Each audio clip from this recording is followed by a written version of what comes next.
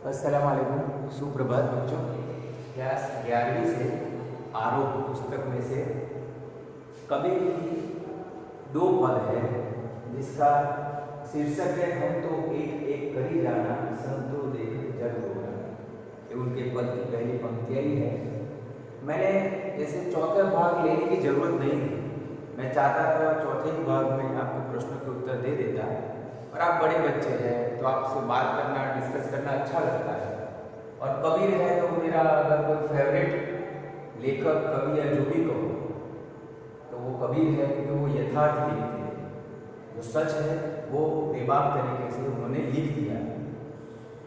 ऐसा नहीं कि वो लिखते ही क्यों कि वो आज भी अपने पदों के द्वारा अपने संदेश के द्वारा हमारे अंदर कहीं न कहीं जीवित है, और आने वाली कई पीढ़ियों तक कबीर की जरूरत पड़ेगी, क्योंकि समाज धीरे धीरे भौतिकवादी बन गया है। धार्मिक अंधता में इतना खो गया है कि वो अच्छे बुरे की पहचान ही खो गया है। श्रद्धा और अंधश्रद्धा इसमें बारीक इतनी छोटी लकीर है कि आपको पता ही नहीं चलता कि आपकी श्रद्धा कब उस बॉर्डर लाइन को पार करके, उस रेखा को पार करके अंधश्रद्धा में चली गई। इसीलिए मैं ये चौथा भाग ले रहा हूँ, सिर्फ आपसे बात कर सकूँ। पांचवें भाग में मैं सिर्फ इसके प्रश्नों के उत्तर दे दूंगा जो आपको देखकर लिख लेंगे। तो चौथे भाग में शुरुआत करते हैं कबीर से कि कबीर अपने दो पदों में क्या कहना चाहते हैं।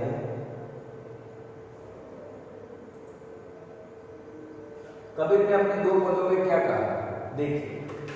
पहले पद में उन्होंने क्या कहा कि यहाँ प्रस्तुत पहले पद में कबीर ने परमात्मा को सृष्टि के कण कण में देखा है, ज्योति के रूप में स्वीकारा है, तथा उसकी व्याप्ति चराचर मतलब समस्त सृष्टि आ गई, जिसमें इंसान, प्राणी, पक्षी, जंतु, पेड़ पौधे, वो हर एक वस्तु जो जीवित है। चर मतलब जीवित, अचर मतलब जो निर्जीव है वो। तो प्रस्तुत पद में कवि ने परमात्मा को सृष्टि के कण कण में देखा है, ज्योति रूप में, एक प्रकाश के रूप में, तथा उसकी व्याप्ति चराचर संसार में दिखाई है कि समस्त संसार में कबीर ने ईश्वर को, अल्लाह को, गॉड को देखा है। इसकी व्याप्ति का अद्वैत सत्ता के रूप में देखते हुए विभिन्न उदाहरणों द्वारा रचनात्मक अभिव्यक्ति दी है। पहले पद में कबीर ने ये कहा है कि ईश्वर समस्त जगह है, सिर्फ वो बनी हुई इमारतों में नहीं है, किसी विशेष वस्तु में नहीं है। वो हर एक जीव जंतु, यहाँ तक कि आपके अंदर जो अच्छी भावनाएं पड़ रही है, यहाँ तक कि आपके खुद के अंदर है, ईश्वर समाया हुआ है। उसको देखने का नजरिया होना चाहिए, वरना आप आंखें बंद करके पूरी दुनिया घुमाएंगे तब भी आपको अंधकार के सिवाय कुछ दिखेगा नहीं। उसी तरह हम चाहे कितने भी धार्मिक हो, पर अगर हमारे चेहरे पर, हमारी आंखों पर संकुचितता का चश्मा लगा है तो हम वाकई में धर्म को न जान पाएंगे, न धर्म की अच्छी बातें ग्रहण कर पाएंगे। ये पहले पद में कबीर कहना चाहते हैं। दूसरे पद में कबीर क्या कहना चाहते हैं? दूसरे पद में कबीर कहना चाहते हैं कि कबीर ने बाह्य आडंबर तो समझते हो ना, कि जो दिखावा कर कि मैं बहुत धार्मिक हूँ, पर प्रहार किया है। साथ ही यह भी बताया है कि अधिकांश लोग अपने भीतर की ताकत को न पहचान कर अनजाने में अवास्तविक संसार से रिश्ता बना बैठते हैं और वास्तविक संसार में बेखबर रहते हैं। दोनों पद जयदेव सिंह और वासुदेव सिंह द्वारा संपादित कबीर वाट्यम खंड 2 में से लिए गए हैं। कबीर की ये जो पद है जिसमें जयदेव सिंह और वासुदेव की संपादित पुस्तक है उसमें से लिए गए हैं। दूसरे पद में क्या कहा गया है? बाह्य आडंबर पर प्रहार किया गया है कि जो धर्म का दिखावा करते हैं, कि अधिकांश लोग भीतर की ताकत को नहीं पहचानते, जो धर्म क्या संदेश देना चाहते वो नहीं पहचानते, वो मंजिल को ध्यान में न रखकर रास्ते में भटक जाते हैं। रास्ता महत्वपूर्ण नहीं है, महत्वपूर्ण है मंजिल। हम कितना पढ़े ये महत्वपूर्ण नहीं है, हमने कितना पैसा कमाया ये महत्वपूर्ण नहीं है, हम पढ़कर क्या बने, उससे क्या सीखे ये महत्वपूर्ण है, हम कितने रास्ता हमने तय किया वो महत्वपूर्ण नहीं है, हमने मंजिल पाई या ना पाई ये महत्वपूर्ण है। मंजिल क्या है? ऐसा नहीं है कि कोई तय कर दे, आपकी आत्मा जिसे स्वीकृत कर सके कि हाँ मैंने जो पाया उससे मैं खुश हूँ, वो आपकी मंजिल है। तो अधिकांश लोग भीतर की ताकत को नहीं पहचानते, अनजाने में अवास्तविक संसार का रिश्ता बना रहते हैं। अवास्तविक संसार वो किसे, कबीर ने किसे कहा कि कबीर ने दोनों पदों में एक बात ध्यान दी है, दोनों बातों में धर्म की बात की है। तो ऐसा नहीं है कि उन्होंने धर्म का विरोध किया है, किसी भी धर्म का विरोध। उन्होंने ऐसा कहा गया है कि धार्मिक होना चाहिए, पर कैसा धार्मिक? वास्तव में जो हमारे धार्मिक पुस्तक हमें जो सिखाना चाहता है, हमारे जो धर्म हमें वो सिखाना चाहता है, वो ग्रहण, वो नहीं कि आज के तत्कालीन समाज और धर्म की जो परिभाषा खड़ी की गई है, जो धर्म का जो गुटबंदी हो रही है, उसके अंदर आप किसी प्रवाह में पड़ जाओ। नदी जब निकलती है पहाड़ों में से, वो रास्ते तोड़ती फोड़ती सीधा कहाँ? सागर की तरफ चलती है। रास्ते में से बहुत सारी मुसीबतें आती है, कहीं कहीं से टकराना पड़ता है, पर फिर भी वो सागर तक जरूर पहुंचती है। उसी तरह अगर इंसान वो चाहे अपने लिए कुछ भी करे, अपने इस दिखावे के लिए, शरीर के लिए कुछ भी करे, साधन संपत्ति भौतिक कुछ भी प्राप्त करे, चाहे कितने भी पैसे प्राप्त करे, पर आत्मा की शांति के लिए उसे उस परमात्मा से मेल करना ही पड़ेगा। जिसने परमात्मा से मेल नहीं किया, उसे कभी भौतिकवाद या भौतिक संपत्ति या चाहे जितनी भी सुविधा है वो नहीं हो पाए। जैसे हमारे जीवन के 3 पड़ाव, बचपन, जवानी और बुढ़ापा। अब मैं ये नहीं कहता कि धार्मिकता मतलब आप उसे ओढ़े रखो, धार्मिकता का आचरण हमेशा ओढ़े रखो। अब अगर किसी बच्चा है छोटा सा, वो खेलेगा नहीं मिट्टी में, भागेगा नहीं, शरारतें नहीं करेगा, वो चुपचाप बड़े की तरह बैठा रहेगा, या अपने उम्र के हिसाब से बड़ी बातें करेंगे तो आपको अजीब लगेगा।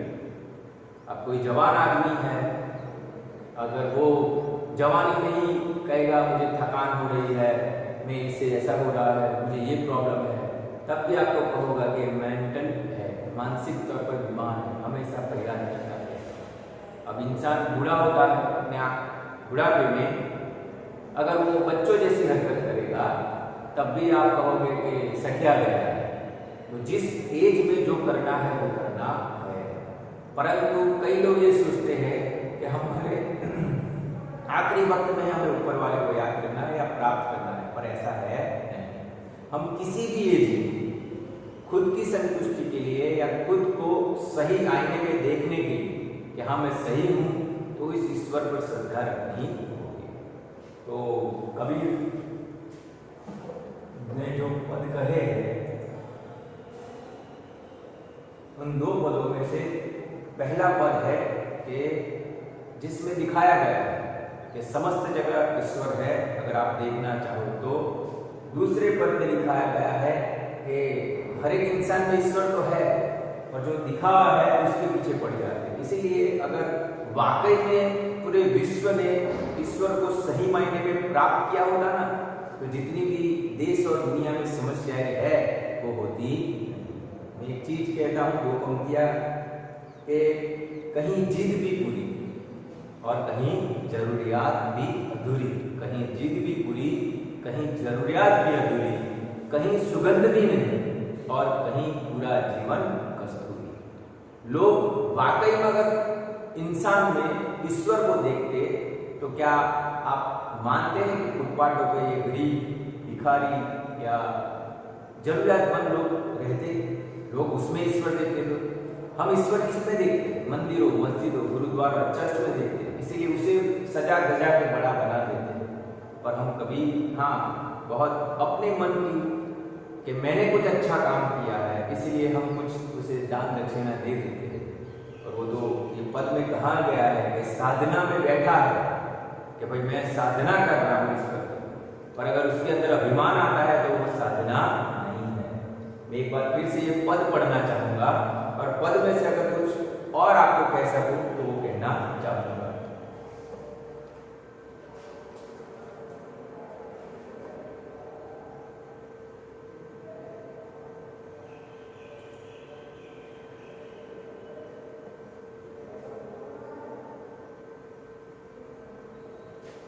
पहला पद पढ़ते हैं।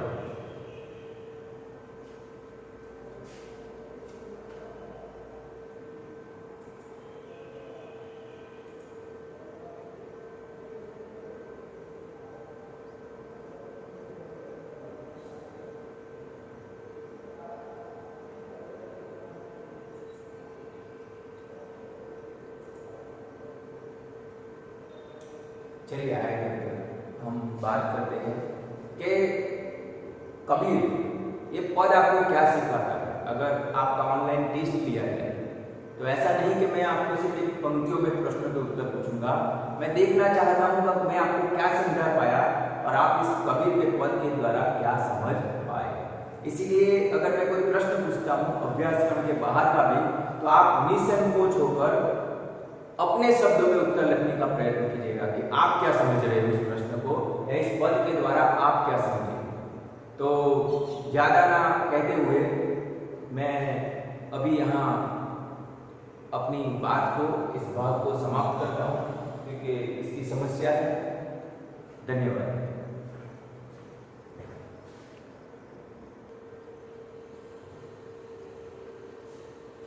सॉरी, बीच में खेद आ गया था, कुछ वीडियो का इश्यू था। फिर से वहीं से हम आगे लेते हैं कि आगे सभी भागों में मैंने कवि के वो पद को आपको समझाया है, कबीर के बारे में बताया नहीं। इस भाग में आधे वीडियो में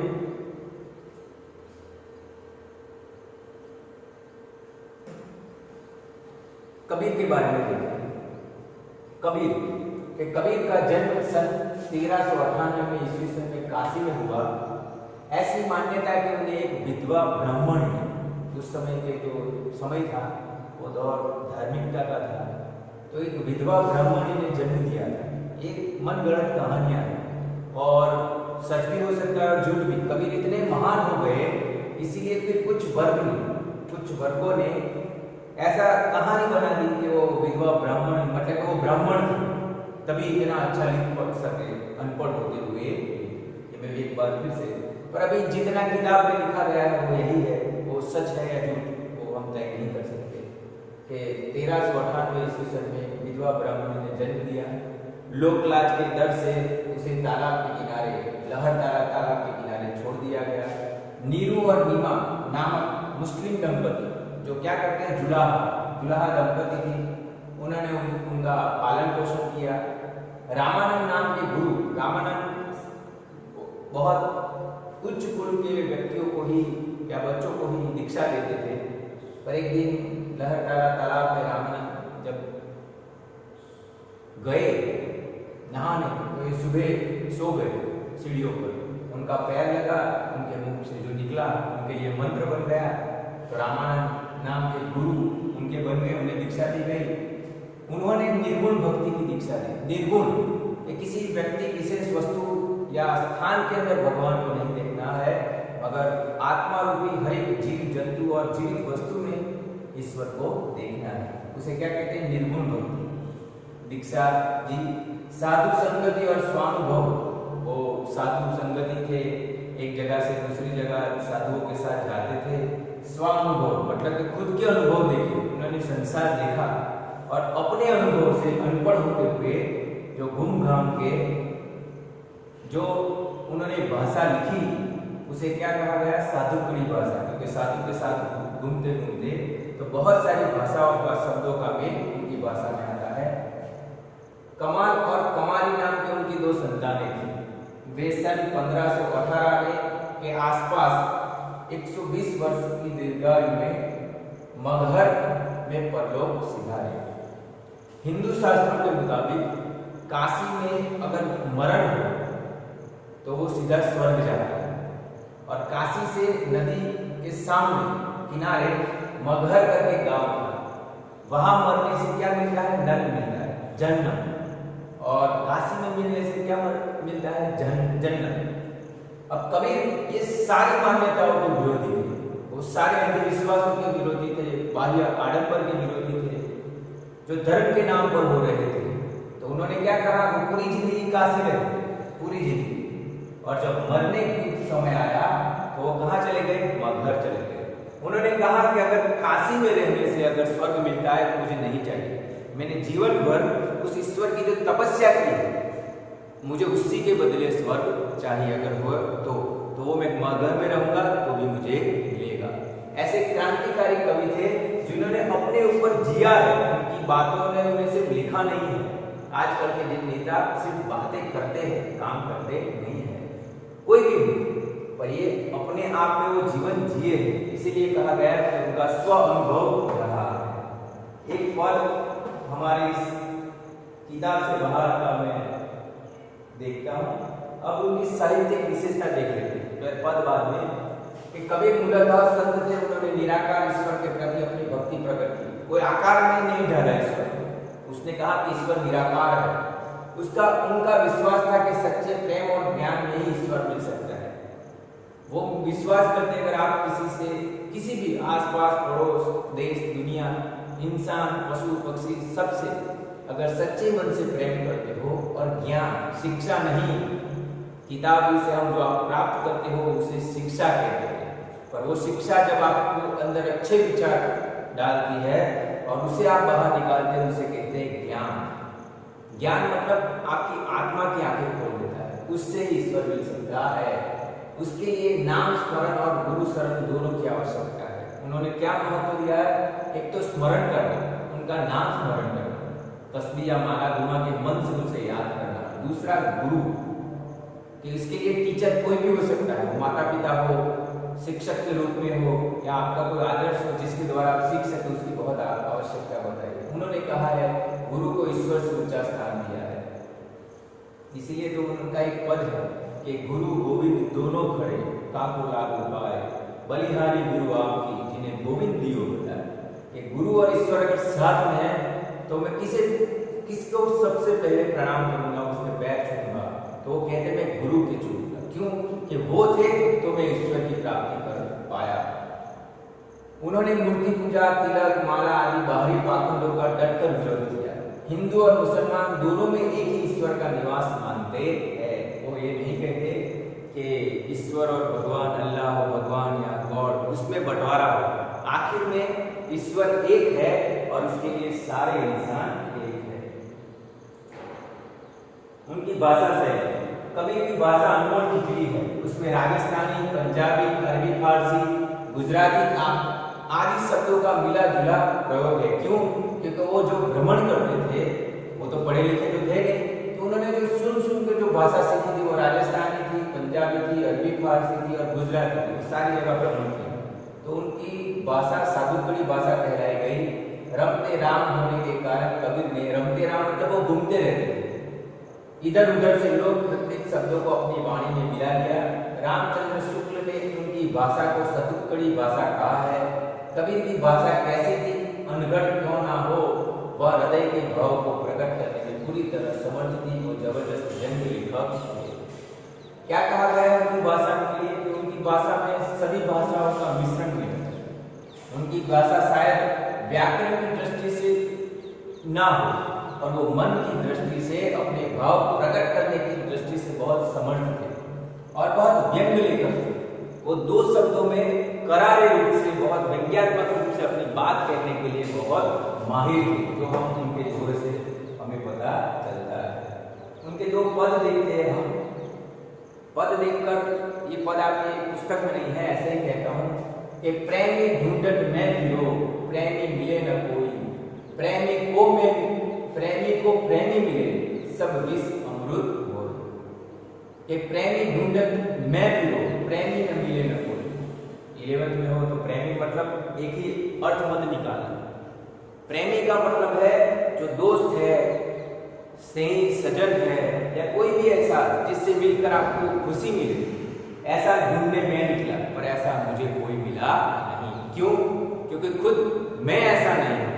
अगर मेरे अंदर वो क्वालिटी नहीं है, मेरे अंदर वो अच्छाई नहीं है, और वो अच्छाई मैं किसी और के अंदर ढूंढने जाऊंगा, वो मुझे कभी हासिल होगी नहीं। मैं अगर एक अच्छा दोस्त ढूंढने जाऊंगा तो पहले मुझे खुद अच्छा दोस्त बनना पड़ेगा, तब जाके मुझे एक अच्छा दोस्त मिल पाएगा। पर मैं दोस्ती ना निभाऊं और मुझे एक ऐसा अच्छा दोस्त मिले जो मेरी हर बात माने, कहे और मेरा ध्यान रखे, तो वो पॉसिबल नहीं है।